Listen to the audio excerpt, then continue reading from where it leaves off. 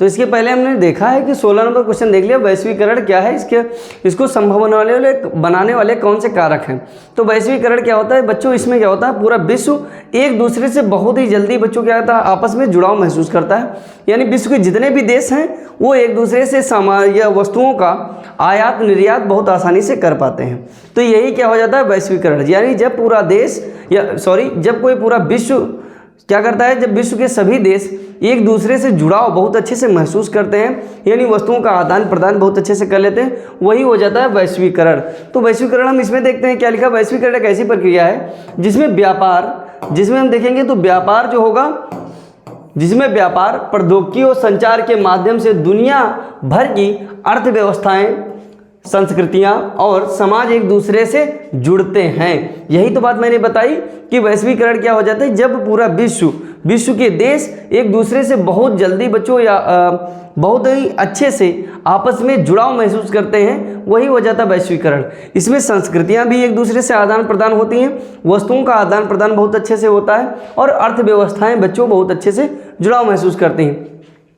इसके परिणाम स्वरूप देशों के बीच वस्तुओं, सेवाओं, पूंजी, प्रौद्योगिकी, लोगों का आवागमन आसान हो जाता है ना, जिससे दुनिया अधिक परस्पर निर्भर हो जाती है एक दूसरे पर, है ना। तो प्रौद्योगिकी का मतलब वैश्वीकरण का मतलब ये हो जाता है कि जब पूरी दुनिया एक गांव के समान महसूस हो। यानी गांव में देखा होगा हमारा घर यहाँ है, मान लो हमारा घर यहाँ है, किसी घर यहाँ है, गांव की बात बता रहा हूँ, तो यहाँ से आप आसानी से यहाँ जा सकते हो, यहाँ का व्यक्ति यहाँ आ सकता है और यहाँ का व्यक्ति यहाँ जा सकता है, इधर का इधर आ सकता है। यानी जगह जगह पर बच्चों आप जुड़ सकते हैं, सभी देश एक दूसरे से जुड़े रहते हैं। गाँव की बात मैं बता रहा हूँ, आप किसी के घर पर जाने के लिए बहुत आसानी से जा सकते होंगे। तो पूरा विश्व भी इसी तरीके से जुड़ाव करता है। जैसे मैं भारत में हूँ, तो अगर हमको अमेरिका जाना हुआ तो मैंने फ्लाइट ली और यहाँ से बिल्कुल आराम से अमेरिका पहुँच गया। अमेरिका से हमको जर्मनी जाना हुआ, जर्मनी जा सकते हैं। जर्मनी से अफ्रीका जाना हुआ, अफ्रीका जा सकते हैं। आप बहुत ही आसानी से जा सकते हैं। अर्थव्यवस्थाएं एक दूसरे से बिल्कुल संबंधित होती हैं। आप एक बार इसका स्क्रीनशॉट लेंगे, ठीक है। फिर अगले क्वेश्चन पे हम बढ़ेंगे, ठीक है। आप लोगों ने ले लिया होगा। अगला बताए देश के आर्थिक विकास में ऋण का क्या महत्व है। देश के आर्थिक विकास में बच्चों ऋण का बहुत ज़्यादा महत्व होता है। जैसे मैं बता दे रहा हूँ कि ऋण यानी कर्ज यानी साख बच्चों होता है कि अगर मान लो हमारे पास पैसे नहीं हैं और हमको कोई एक स्टार्टअप डालना है या हमको कोई ऐसा कार्य करना है जो हमारे देश, हमारे क्षेत्र का बच्चों विकास कर सकता है, तो ऋण अगर हम किसी व्यक्ति से ले लेते हैं, ऋण दो प्रकार का होता है बच्चों, है ना। तो अगर हम क्या करते हैं, एक औपचारिक होता है, एक अनौपचारिक होता है। तो उसके बारे में हम बाद में बात करेंगे, लेकिन फिलहाल आप ऋण के बारे में सोचिए कि जब हम किसी से ऋण ले लेंगे और अपना काम हम चालू कर लेंगे, हमको फ़ायदा होगा तो हमारे क्षेत्र को भी फ़ायदा होगा, हमारे देश को भी फ़ायदा होगा और हमको भी फ़ायदा होगा। तो ये कहीं ना कहीं जब सभी को फ़ायदा होगा तो कहीं ना कहीं देश को बच्चों ये आगे बढ़ा सकता है। यानी जीरो से हीरो की तरफ आप देखेंगे, जो हमारा देश होगा, क्षेत्र होगा, आगे बढ़ेगा। तो ऋण भी विकास में बहुत बड़ी महत्वपूर्ण भूमिका रखता है। जैसे आप लोगों ने देखा होगा कि मान लो आप कभी इस विद्यालय में पढ़ने गए हैं तो आपके पास बुक लेने के पैसे नहीं हैं, तो आप कहते हैं अपने दोस्त से कि ऐसा करो, हमको 100 रुपये दे दो, हम बुक ले लें, फिर हम पढ़ लेंगे, फिर जैसे मेरे मम्मी पापा पैसे देंगे हम आपको वापस कर देंगे। तो व्यक्ति जो होगा, आपका दोस्त होगा, आपको पैसे आसानी से दे देता होगा। जब देगा तो आपने उसे क्या लिया, ऋण लिया। आप जब किताब पढ़ेंगे तो आपका विकास होगा, आपका अपना विकास होगा, आपके मम्मी पापा का नाम आगे चलेगा और आपके विद्यालय का नाम आगे चलेगा। तो ऋण से आपको कितनी ज़्यादा हेल्प मिली है आप समझ गए होंगे। तो इसी तरीके से बच्चों ऋण जो होता है ये हमारे देश को आगे बढ़ाने में बहुत ही महत्वपूर्ण हो जाता है। अब हम इस पे बात कर लेते हैं। अच्छा, ऋण लेने से बच्चों लघु उद्योग, कुटीर उद्योग हम खोल सकते हैं। आप पैसे जब आप किसी से लेते हैं तो आप उससे कुछ भी कर सकते हैं, ठीक। तो बताया देश के आर्थिक विकास में ऋण का बहुत महत्वपूर्ण स्थान है, मैंने बताया ही, क्योंकि यह निवेश, उत्पादन, उपभोग को बढ़ाकर अर्थव्यवस्था को गति देता है। मैंने बताया कि बच्चों जब पैसा हमको मिल जाएगा तो हमारा दिमाग भी बहुत अच्छे से चलने लगेगा और हम उत्पादन बहुत अच्छे से करने लगेंगे, जिससे हमारे देश को आगे बढ़ने में एक प्रकार से मार्ग प्रशस्त होगा, मिल जाएगा। ऋण से व्यापारी, उद्यमी, किसान, आम जनता अपने उद्देश्यों को पूरा कर सकते हैं, जिससे प्रति व्यक्ति आय राष्ट्रीय आय में वृद्धि होती है, रोजगार पैदा होता है और लघु उद्योगों को बढ़ावा मिलता है। ऋण का महत्व निवेश और उत्पादन में वृद्धि। हम देखेंगे ऋण से व्यवसाय और उद्योग अपनी उत्पादन क्षमता बढ़ाते हैं, जिससे विनिर्माण क्षेत्र को बल मिलता है। रोजगार सृजन नए और उद्योगों और व्यवसायों को स्थापित करने के लिए ऋण की आवश्यकता होती है, जिससे रोजगार के नए अवसर प्रदान होते हैं। यानी अगर आप लोग देखेंगे तो अगर मैंने मान लो उद्योग कोई खोल दिया तो हमारे साथ बहुत सारे लोग कार्य करेंगे, जिससे उनको एक प्रकार से क्या होगा, रोजगार मिल जाएगा। तो ऋण हमारे लिए बहुत ही महत्वपूर्ण हो जाएगा। ये हमारे लिए ऋण क्या होगा, बहुत ही महत्वपूर्ण हो जाएगा। अगले क्वेश्चन की बात करेंगे तो बच्चे अगला क्वेश्चन आ जाता है, अपने देश में महिलाओं के साथ क्या भेदभाव है। यानी भारत में हम देखेंगे तो महिलाओं के साथ कैसा भेदभाव हो रहा है, इसके बारे में हम देखेंगे। तो भारत में महिलाओं के साथ भेदभाव कई रूपों में होता है, जैसे सामाजिक हो जाएगा, आर्थिक हो जाएगा, राजनीतिक होगा, शैक्षिक होगा। जैसा कि बच्चों आप सभी को आपके टीचर ने पढ़ाया होगा कि महिलाओं को पहले पढ़ने का अधिकार नहीं था, पहले चुनाव लड़ने का अधिकार नहीं था, पहले मतदान करने का अधिकार नहीं था। महिलाओं को बच्चों बिल्कुल निम्न समझा जाता था, यानी पुरुषों से नीचा समझा जाता था। लेकिन अभी वर्तमान में ऐसा ज़्यादा तो नहीं है, लेकिन मैं बच्चों ये भी नहीं कहूँगा कि बिल्कुल नहीं है, लेकिन कुछ हद तक बच्चों कम हो चुका है, बहुत ही हद तक कम हो चुका है। लेकिन कुछ थोड़ा बहुत नाम मात्र का जो है अभी भेदभाव होता है। तो बताया, जैसे आप देखे होंगे बच्चों जो सामाजिक भेदभाव है, तो सामाजिक भेदभाव में अगर किसी के घर में कोई ऐसी लड़की या बच्चा जन्म ले लेता है जिसका जेंडर फीमेल हो जाए, लड़की जन्म ले लेती, तो किसी के घर में बच्चों शोक का माहौल आ जाता है। तो क्या है सामाजिक भेदभाव? वो व्यक्ति जो बालक चाहता था कि हमारे घर में एक बच्चा आ जाए, यानी मेल हो, लड़का हो, अगर उसके बजाय उसके घर में कोई लड़की उत्पन्न हो जाती, जन्म ले लेती है, तो उसका जो भेदभाव बात करने का तरीका होगा बिल्कुल बच्चों बदल जाता है। तो ये सामाजिक भेदभाव हो जाएगा। तो अभी भी समाज में बच्चों भेदभाव ज़्यादा हद तक नहीं खत्म हुआ है, लेकिन जब आप लोग शिक्षित हो जाएंगे तो ये भेदभाव बिल्कुल समाप्त कर देंगे। ये मेरा बिल्कुल यकीन है कि जो शिक्षित समाज होगा भारत का, ये भारत को बच्चों बिल्कुल एक नई दिशा देने वाला है। ठीक है, तो बताया जैसे इसमें हम देखेंगे कन्या भ्रूण हत्या हो जाता है बच्चों। देखोगे कि अगर जांच करवाए, हालांकि गर्भ में लड़का या लड़की को बच्चों जांचना यानी पता करना कि हमारे गर्भ में लड़की है या लड़का है, ये कानूनन अपराध है, लेकिन तब भी कुछ लोग कर देते हैं पैसे के लालच में, जिससे अगर उनके गर्भ में पता चल जाता है बच्चों लड़की है तो उसको वहीं मरवा देते हैं। ठीक है, तो वो हो जाती है भ्रूण हत्या, यानी माँ के गर्भ में ही बच्चे को समाप्त कर देना भ्रूण हत्या कहलाएगी। हालांकि जो बालक होते हैं उनके साथ ऐसा नहीं होगा, एक दो की बात बच्चों बहुत बात अलग है, लेकिन ऐसा नहीं होता। लेकिन लड़कियों के संग ज़्यादातर ऐसा होता है। ठीक है, घरेलू हिंसा, आप देखेंगे कि दहेज प्रथा के अंतर्गत महिलाओं को बच्चों बहुत ज़्यादा उत्पीड़ित किया जाता है, महिलाओं से उल्टी सीधी लैंग्वेज में बात किया जाता है, महिलाओं के घर के भीतर बहुत ज़्यादा मारा जाता है, गैस जला के मार दिया जाता है या फांसी लगा के मार दिया जाता है। ये हिंसात्मक तरीका होता है। दहेज उत्पीड़न मैंने बताया भी है। और कार्यस्थल पर वेतन असमानता, आप देखेंगे कि जब कोई मेल यानी पुरुष कोई कार्य करता है तो उसका वेतन ज़्यादा होता है, लेकिन जब वही कार्य कोई महिला करती है तो उसका वेतन कम हो जाता है। तो आप यहाँ पर भी सामाजिक भेदभाव देखने को पा जाएंगे। जैसे आप देखते होंगे आप अपनी क्लास में भी थोड़ा बहुत जेंडर वेस ऐसा हो जाता है, महिला और लड़की और लड़के में थोड़ा बहुत टीचर जो नज़रिया होता है थोड़ा बहुत बच्चों ऐसा हो सकता है। कोई टीचर जो होगा लड़कियों को बहुत ज़्यादा मानेगा, कोई टीचर होगा जो बॉयज़ को ज़्यादा सपोर्ट करेगा, कुछ दोनों को सपोर्ट करेंगे। तो थोड़ा बहुत आप देख सकते हैं सामाजिक। ठीक है, जैसे हम देखेंगे तो इनमें भेदभावों से महिलाओं के मानसिक, शैक्षिक, स्वास्थ्य, शिक्षा, आर्थिक स्वतंत्रता पर गंभीर नकारात्मक बच्चों प्रभाव पड़ता है। तो आप तो इसको समझ लिए हैं बहुत अच्छे से। ठीक है, ये बहुत ही ज़्यादा डीप में जाके मैंने समझाया हम लोगों को, आप लोगों को। तो जो बच्चे हमारे साथ जुड़ना चाहते हैं, जो हमारे साथ नए बच्चे हमारे साथ देख रहे हैं इस क्लास को, वो क्या करेंगे, एक बार चैनल को सब्सक्राइब करेंगे। सब्सक्राइब के साथ ही बेल आइकन जो होती है बच्चों साइड में दिखती है, आप उसको ऑन करेंगे, क्योंकि जो भी हमारे द्वारा क्लासें लाई जाएंगी आपको पता चल जाए और आप क्लासों को आसानी के साथ देख सकें। जब आप क्लास देख ही लेंगे तो एक बार क्लास को लाइक भी कर देंगे, ठीक है। क्योंकि मैंने बच्चों तहलका सीरीज हम लोगों ने लॉन्च की है, उसके तहत आपके जितने भी हाई स्कूल के सब्जेक्ट होंगे वो सभी क्लियर कराए जाएंगे। क्वेश्चन भी जब ज़रूरत पड़ेगी कि आपके लिए क्वेश्चन लाना चाहिए तो मैं क्वेश्चन भी लेकर आऊँगा, वन शॉट की ज़रूरत पड़ेगी तो वन शॉट लेकर आऊँगा, और अगर बच्चों मॉडल पेपर की आवश्यकता हुई तो मॉडल पेपर बच्चों करवाए जाएंगे हर हालत में, ठीक है। अगले क्वेश्चन की बात करेंगे तो भारत में लौह और अयस्क का वितरण को समझाइए, यानी भारत में लौह और अयस्क का वितरण कहाँ कहाँ पर है।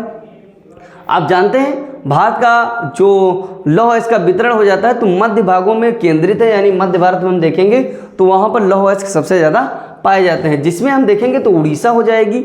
उड़ीसा कहाँ पर स्थित हो जाती है, तो एक बार भारत का मानचित्र भी हम देखेंगे कि भारत का मानचित्र में उड़ीसा कहाँ पर स्थित हो जाएगी। अभी फिलहाल मानचित्र ऐसे ही बना रहे हैं तो इसको आप देखेंगे। तो भारत का मानचित्र मैंने बताया कि आप इसको क्या करेंगे, एक बार बहुत ही आसानी से देख लेंगे। उड़ीसा आपको पता है, यहाँ पर उड़ीसा हो जाएगी, ये तमिलनाडु हो जाता है, ये आंध्र प्रदेश हो जाएगा। तो इसकी बात करेंगे तो ये क्या हो जाएगी बच्चों, ये हो जाएगी, ये वाला जो भाग दिख रहा है ये क्या हो जाएगा, उड़ीसा वाला भाग दिख रहा है। तो यहाँ पर लौह अयस्क पाए जाएंगे। और कौन सा क्षेत्र बच्चों बताया है, जैसे झारखंड, तो झारखंड भी क्या हो जाएगा, लौह अयस्क यहाँ पर भी पाए जाते हैं। जैसे आप सभी को पता है कि पश्चिम बंगाल के पहले झारखंड पड़ जाता है, तो यहाँ पर कुछ हो जाएगा, ये लौह अयस्क से संबंधित हो जाएगा राज्य। अगला बताया है छत्तीसगढ़, इसी के पास में बच्चा जोड़ दो इसको, ये हो जाएगा छत्तीसगढ़। कर्नाटक इधर देख लेंगे आप, ये कर्नाटक वाला भाग हो जाएगा। और बताया है गोवा, तो गोवा भी कर्नाटक में ही जुड़ जाएगा। प्रमुख राज्य हो जाते हैं, इन राज्यों में जैसे सिंहभूम उड़ीसा में पाई जाती है ना। यहाँ पर धारवाड़, चट्टानों जैसे महत्वपूर्ण क्षेत्रों में भंडार पाए जाते हैं। तो आप हमारे साथ अगर मानचित्र को भी अगर रफली बना लेंगे तब भी आपको बहुत अच्छे से समझ में आ जाएगा कि कौन सा राज्य कहाँ पर स्थित है और कहाँ पर कौन कौन से अयस्क पाए जाते हैं। अयस्क के लिए बच्चों मानचित्र में मैं स्पेशल क्वेश्चन लेकर आऊँगा और वो क्वेश्चन मैं करवाऊँगा, वो चाहे सोशल साइंस में हिस्ट्री के क्वेश्चन हो चाहे ज्योग्राफी के क्वेश्चन हो। आपके लिए मैं बच्चों दिनों रात मेहनत करने के लिए तैयार हूँ, लेकिन आप लोगों का भी फर्ज पड़ता है कि आप क्या करेंगे, क्लास को एक बार अपने दोस्तों के साथ शेयर करेंगे, ठीक है। अगली बार हम पढ़ाएंगे बच्चों। अगला क्वेश्चन हम देखने वाले हैं, पहला है विदेशी व्यापार का क्या महत्व है। विदेशी व्यापार का महत्व बहुत ही इंपॉर्टेंट हो जाता है, क्योंकि बच्चों जब तक हम व्यापार नहीं करेंगे, जब तक हमको विदेशी पैसा नहीं मिलेगा, तब तक हमारा डेवलपमेंट नहीं हो सकता, हमारा विकास नहीं हो सकता। तो व्यापार हमारे लिए बहुत ही ज़्यादा महत्वपूर्ण हो जाता है। जैसे अगर जो बच्चा गांव में रहता होगा उसके घर पर गेहूं या धान, या गेहूं धान, गन्ना, जौ, तिलहन वाली फसलें इस तरह की जो उत्पादित की जाती होंगी, तो हम लोग जितना हमको खाने के लिए रखना वो रख लेते, बाकी वस्तुओं का हम बेच देते हैं, उनका मतलब व्यापार कर देते हैं, है ना। तो हमको पैसे मिलता है तभी तो हमारा काम चलता है। ये बात आपको पता होगा कि आपके मम्मी पापा जब आपके लिए फीस सबमिट करते हैं तो कोई ना कोई बच्चों, अगर ग्रामीण क्षेत्र का कोई बच्चा है तो उसको बहुत अच्छे से पता होगा कि कृषि यानी जो फसल उगाई गई है उसको बेचकर ही फीस सबमिट होती होगी, है ना।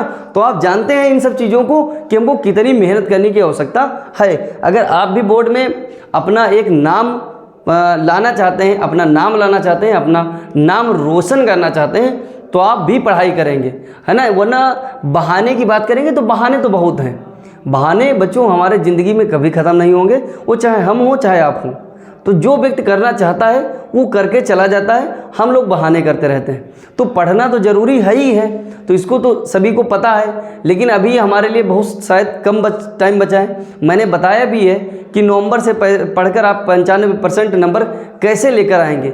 आप उसको जब आप एक बार देखेंगे उसके बाद आपको समझ में आएगा कि हम वहाँ से उन जो पॉइंटों, सर ने जो पॉइंट बताए हैं उसको अगर मैं लिख लेता हूँ, उसको मैं ध्यान रखता हूँ तो बहुत अच्छे से समझ में आ जाएंगे, ठीक है। तो हम देखेंगे विदेशी व्यापार का महत्व क्या है। तो विदेशी व्यापार का महत्व आर्थिक विकास में और समृद्धि, हम ये पॉइंट हो जाएंगे। तो बताया यह आर्थिक विकास को गति देता है। कौन देता है बच्चों, विदेशी व्यापार। यानी हमारे पास पैसे नहीं है, मान लो ये मार्कर है, तो मार्कर मान लो 200 रुपये का है, हमारे जेब में एक भी पैसा नहीं है, तो अगर 200 रुपये का मैंने बेच दिया तो हमको कितने पैसे मिल जाएंगे, 200 मिल जाएंगे।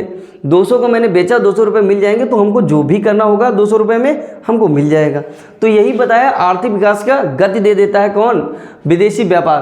रोजगार के अवसर पैदा करता है, उत्पन्न करता है, और विदेशों के बीच आर्थिक संबंधों को मजबूत करता है।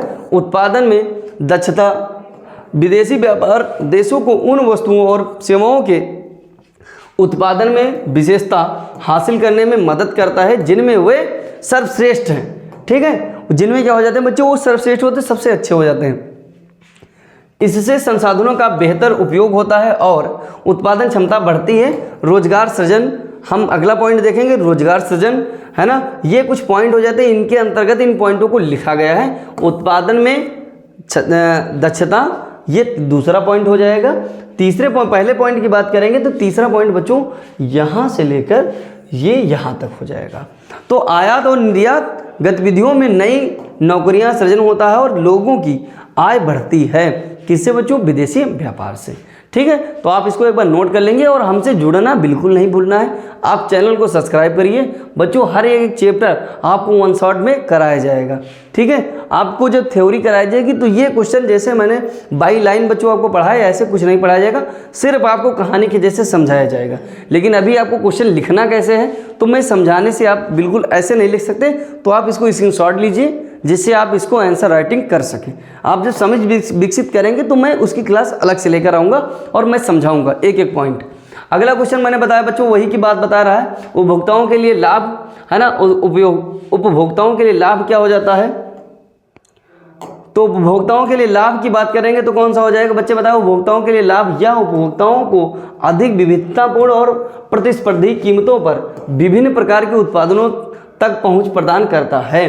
गुणवत्ता में सुधार करेंगे तो विदेशी व्यापार में प्रतिस्पर्धा के कारण उत्पादन अपने उत्पादों की गुणवत्ता और मानवीकरण या मानकीकरण में सुधार करने के लिए प्रेरित होते हैं, है ना। ये सब क्वेश्चन आपके लिए बहुत ही ज़्यादा, ये जो पॉइंट मैंने बताए हैं बहुत ज़्यादा इंपॉर्टेंट हो जाएंगे। बताया है अगला, विकसित अर्थव्यवस्था की विशेषताएं क्या हो जाएंगी? तो विकसित अर्थव्यवस्था की विशेषताएं कौन सी हो जाएंगी? जैसे आप सभी को पता होना चाहिए कि भारत क्या है बच्चों? अभी विकासशील है। भारत हमारा क्या है? अभी विकासशील है। तो हमको बताना है विकसित अर्थव्यवस्था। तो विकसित अर्थव्यवस्था की बच्चों कुछ मुख्य विशेषताएं होंगी, जैसे प्रति व्यक्ति जो आय होगी उच्च हो जाएगी। यहाँ लोग निवासियों की प्रति व्यक्ति आय जो होती है ये क्या होती है? सकल घरेलू उत्पाद यानी जीडीपी, ये क्या हो जाती है बच्चों? अधिक हो जाती है। यानी जो विकसित देश होगा उसकी जीडीपी सर्वाधिक होगी, यानी बहुत अच्छी हो जाएगी, प्रति व्यक्ति आय बहुत अच्छी होगी। अगले हम बात करेंगे उन्नत प्रौद्योगिकी और औद्योगिकीकरण, तकनीकी प्रगति, औद्योगिकीकरण, उच्च स्तर और उत्पादन अर्थव्यवस्थाएं इनकी पहचान है। तो हम देखेंगे औद्योगिकीकरण बहुत अच्छे से होगा, वहाँ कारखाने बहुत अच्छे से लगे होंगे, लोगों का जीवन यापन बहुत अच्छे से चल रहा होगा, है ना, उद्योग बहुत ज़्यादा होंगे। अगला हम देखेंगे उच्च जीवन स्तर, उत्कृष्ट स्वास्थ्य सेवाएं, यानी वहाँ के व्यक्तियों में हम देखेंगे तो जो स्वास्थ्य संबंधी दिक्कतें होंगी, बीमारियाँ होंगी बहुत ही कम मिलेंगी। ठीक है, बहुत कम होंगी। और वो जो स्वास्थ्य व्यवस्था होंगी उनकी बहुत अच्छी होंगी, शिक्षा बहुत अच्छी होगी, बेहतर आवास होगा और जीवन प्रत्याशा में वृद्धि देखने को मिलेगी। जीवन प्रत्याशा का मतलब क्या है? जीवन जीने की जो एक बच्चों चाहत होती है कि हमको जीना है 100 वर्ष, किसी को जीना है 110 वर्ष। तो जीवन प्रत्याशा यानी जीवन के प्रति आशा कितनी। तो अभी भारत में जीवन प्रत्याशा लगभग 70 या 72 के आसपास बची है, लेकिन विकसित देशों में हम देखेंगे तो जीवन प्रत्याशा बहुत अच्छी से चल रही है, 80-90 प्लस चल रही है। ठीक बच्चा, तो आप इसको ध्यान में रखेंगे। अच्छा, एक बार स्क्रीनशॉट ले लेंगे बच्चे। ठीक है, अगले क्वेश्चन की बात करेंगे। बताया है अगले क्वेश्चन में हम देखेंगे बच्चों, बताया है पिछड़ापन के क्या कारण हैं। तो यानी आप जब किसी से पीछे हो जाते हैं वही क्या हो जाता है? पिछड़ापन। आप कैसे पीछे हो गए, तो यही क्वेश्चन बताया पिछड़ापन क्या है। पिछड़ेपन के कई कारण हो सकते हैं, जिनमें से व्यक्तिगत भी होगा, सामाजिक भी होगा, आर्थिक होगा और राजनीतिक कारण भी शामिल होंगे। इसके मुख्य कारण शिक्षा है, स्वास्थ्य है और शिक्षा की कमी है और स्वास्थ्य की कमी है। गरीबी ज़्यादा होगी तो आप पीछे हो सकते हैं, आप पढ़े लिखे नहीं होंगे तो पीछे हो सकते हैं, और बुनियादी ढांचे का अभाव होगा तब भी आप पीछे हो जाएंगे। कुशल नेतृत्व करने की कमी होगी और भ्रष्टाचार होगा, तो आप हर एक तरीके से बच्चों पीछे हो सकते हैं। तो पिछड़ेपन के कारण क्या होंगे? जब आपके अंदर शिक्षा नहीं होगी आप पीछे हो जाएंगे, आपके पास धन नहीं होगा आप पीछे हो जाएंगे, आपके अंदर स्वास्थ्य की व्यवस्थाएं अच्छी नहीं होगी आप पीछे हो जाएंगे, और आपके अंदर नेतृत्व करने की क्षमता नहीं होगी तब भी आप पीछे हो जाएंगे। तो इस तरह के क्वेश्चन आप बहुत अच्छे से कर लेंगे, है ना। ये क्वेश्चन क्या होंगे? बहुत आसानी से कर लेंगे। क्वेश्चन नंबर 23 हम देखेंगे तो बताया बुनकरों से नियमित आपूर्ति के लिए क्या उपाय किए गए। तो बुनकरों से जो नियमित आपूर्ति के लिए यानी जो टैक्स लिया जा रहा था उसकी आपूर्ति के लिए हम देखेंगे तो अंग्रेजों ने क्या किया था, गुमास्ता नाम का एक व्यक्ति बच्चों नियुक्त किया गया था, और वो क्या करता था, लोगों से टैक्स वगैरह लेता था। अगर टैक्स नहीं लेता था तो वो लोगों को, जो गुमास्ता व्यक्ति था वो दंड देता था, है ना। इस बताया ईस्ट इंडिया कंपनी ने बुनकरों से नियमित कर आपूर्ति सुनिश्चित करने के लिए गुमास्ता, अभी मैंने इसके बारे में बात की कि गुमास्ता व्यक्ति यानी वेतन भोगी व्यक्ति, ये जो गुमास्ता शब्द आया है ये आपके 1 नंबर क्वेश्चन के लिए 1 नंबर हो जाएगा। यानी 1 नंबर क्वेश्चन के लिए क्या होगा? 1 नंबर होगा, यानी सर्वश्रेष्ठ क्वेश्चन हो जाएगा। गुमास्ता क्या है? तो उसमें लिखा होगा वेतन भोगी व्यक्ति होगा, ठीक है, वेतन भोगी व्यक्ति होगा। देखो इसमें लिखा है वेतन भोगी एजेंट नियुक्त किए गए, किसके द्वारा? ईस्ट इंडिया कंपनी के द्वारा नियुक्त किए गए। बताया है बुनकरों को अग्रिम भुगतान या पेशगी, पेशगी मतलब क्या होता है? अग्रिम पेशगी मतलब क्या होता है?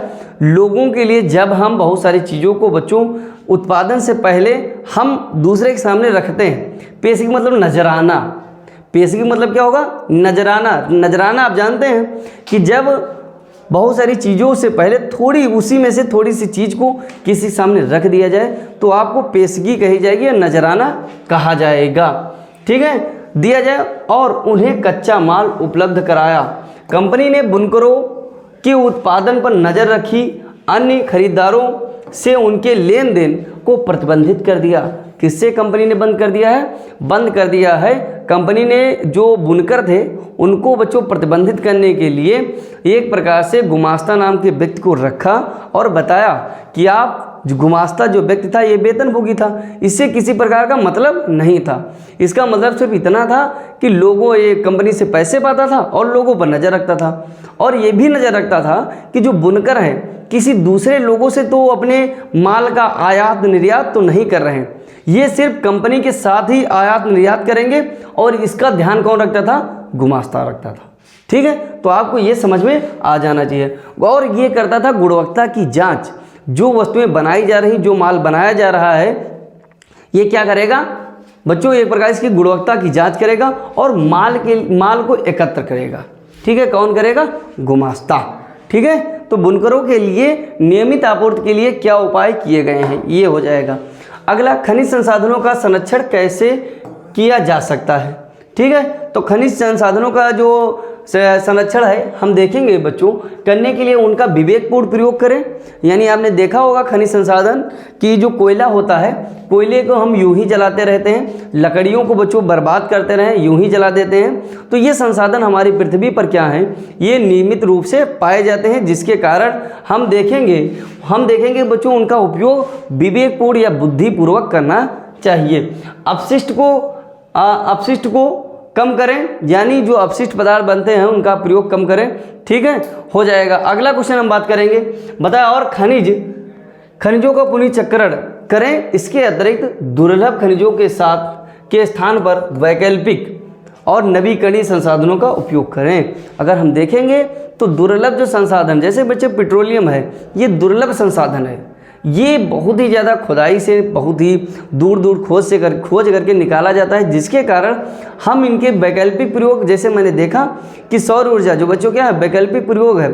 ई बाइक हम ले लें, जैसे हम मोटरसाइकिल खरीदते हैं तो उसका पेट्रोल का प्रयोग करते हैं, तो उसके जगह पर हम ई बाइक ले लें, यानी बैटरी से चलने वाली गाड़ी का प्रयोग करें तो विकल्प हो जाएगा। तो अगर इनको हम संरक्षण देंगे तो हमारी आने वाली जो पीढ़ियाँ हैं उसके लिए बच्चों क्या होगा? लाभदायक हो जाएगा, ठीक है। आप समझ गए होंगे। वैज्ञानिक और टिकाऊ खनन तकनीकों का अपनाएं, यानी टिकाऊ खनन तकनीकों को भी अपनाएं इसके लिए, ठीक है। धारिता विकास के लिए क्यों महत्वपूर्ण है? तो धारिता बच्चों बहुत ही महत्वपूर्ण हो जाएगी, क्योंकि आने वाली पीढ़ियों के लिए संसाधनों का संरक्षण ये भी सिखाता है। बताया है सस्टेनेबल डेवलपमेंट में बताया है कि इसके लिए विकास के लिए आवश्यक है, क्योंकि यह महत्वपूर्ण की ज़रूरतों को पूरा करते हुए भविष्य की पीढ़ियों की ज़रूरतों की भी सुरक्षा रखती है। यानी धारिता मतलब क्या है, यानी मान लो हमको पानी की आवश्यकता है, अगर हमको पानी की आवश्यकता है तो धारिता क्या करेगी, पानी आपको देगी, लेकिन आपको पानी उतना देगी जितना आप पानी पीने के लायक हैं, जितना आप पानी आपको चाहिए।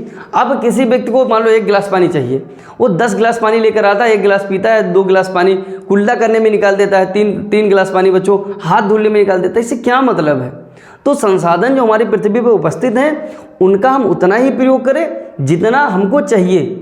अगर हम उससे ज़्यादा करते तो ये संसाधन हमारे क्या हो जाएंगे, समाप्त हो जाएंगे। और जो हमारी आने वाली पीढ़ियाँ हैं, यानी आपके बच्चे, फिर उनके बच्चे, यानी लगातार आपके जब बच्चे होते जाएंगे तो उनके बच्चों के बच्चों जो है जब बच्चे होंगे तो उनको संसाधन नहीं मिल पाएंगे। तो आप पानी बिना, वो भी पानी बिना, है ना। कबीरदास का दोहा तो सुना ही होगा, है ना। तो इन सब चीज़ों को आप ध्यान रखेंगे कि आप जितना उन चीज़ों का उतना ही प्रयोग करेंगे जितना आपको चाहिए, ठीक है। ये प्राकृतिक संसाधनों का संरक्षण करती हैं। अब ये धारिता कोई व्यक्ति नहीं है। अगर ये तुम समझ लो कि कोई धारिता कोई व्यक्ति है, तो व्यक्ति नहीं है कि तुमको रोकने आएगा कि ऐसा रुको 10 मिनट, 10 गिलास तुम पानी लिए उसको रखो, 1 गिलास पानी पियो। ये बच्चों आपको ही सोचना होगा और हमको भी सोचना होगा, तभी हमारे देश का, हमारे समाज का और हमारे घर, हमारे परिवार का बच्चों विकास हो सकता है, ठीक है। आर्थिक स्थिरता लाती है और सामाजिक न्याय को बढ़ावा देती है। कौन देती है बच्चों? धारिता दे देती है, ठीक है। अगले क्वेश्चन पे, तो यहाँ तक जो मैंने क्वेश्चन आप सभी को मैंने कराए हैं, ये हमारी अर्धवार्षिक बोर्ड वाली, है ना, अर्धवार्षिक बोर्ड एग्जाम, यानी जितने भी आपके परीक्षाएं होती हैं उन सभी के लिए बच्चों क्या हो जाएंगे, इंपॉर्टेंट क्वेश्चन हो जाएंगे। तो मैं उम्मीद करता हूं कि आप लोगों ने बहुत अच्छे से स्क्रीनशॉट लिया होगा। मैंने पहले भी मना किया था बच्चों, नोट्स आपको नहीं बनाना है, सिर्फ आपको सुनते रहना है। आप सुन लेंगे तो आप क्वेश्चन नो डाउट बहुत अच्छे से कर लेंगे। तो मैं उम्मीद यही करूँगा आप सभी से कि बच्चों आप जो मैंने क्वेश्चन आपको बताए हैं वो सभी क्वेश्चन आपको बहुत अच्छे से समझ में आ गए होंगे, ठीक है, और आप लोगों ने स्क्रीनशॉट लिया होगा। तो बच्चों हम आपको एक जानकारी देना चाहते हैं कि जैसे बच्चों मैंने हाई स्कूल का बैच लॉन्च किया है, जिसका बिल्कुल कोई चार्ज नहीं पड़ेगा, वो फ्री ऑफ कॉस्ट है, जिसका नाम हो जाएगा बच्चों तहलका सीरीज। तहलका की सीरीज के अंतर्गत हम क्या करेंगे, बिल्कुल बोर्ड पेपर जैसा मॉडल पेपर जो क्वेश्चन उसमें आने वाले हैं बोर्ड पेपर में 2026 में, उनके लिए बहुत सारे मॉडल पेपर कराएंगे। बहुत सारे, ये नहीं कि आप देखते देखते थक जाएं, कुछ ही लिमिटेड सिलेबस से लिया जाएगा और लिमिटेड ही चीज़ों को शामिल किया जाएगा, जिससे आप जो बोर्ड परीक्षा में स्थान लेना चाहते हैं उसमें थोड़ी बहुत सहायता मिल सके। तो आप जो बच्चे, मैंने पहले बताया था, जो बच्चे चैनल पे नए आए हैं, एक बार चैनल को सब्सक्राइब करेंगे, क्लास को लाइक करेंगे और अपने पास जानने वाले और जानने वालियों के साथ जरूर एक बार शेयर करेंगे, सर का सपोर्ट करेंगे और बहुत सारा प्यार देंगे कमेंट बॉक्स में, है ना। तो मेरा बस कहना यह है बच्चों, एक शायरी हो जाए, यानी एक मोटिवेशन है। मुश्किलें ज़रूर हैं मगर ठहरा नहीं हूँ मैं, मुश्किलें ज़रूर हैं मगर ठहरा नहीं हूँ मैं, मंजिल से ज़रा कह दो अभी हारा या पहुँचा नहीं हूँ मैं, ठीक है। मंजिलों से कह दो कि अभी ठहरा नहीं हूँ मैं, ठीक है। ओके बच्चों, मिलते हैं अगली क्लास में।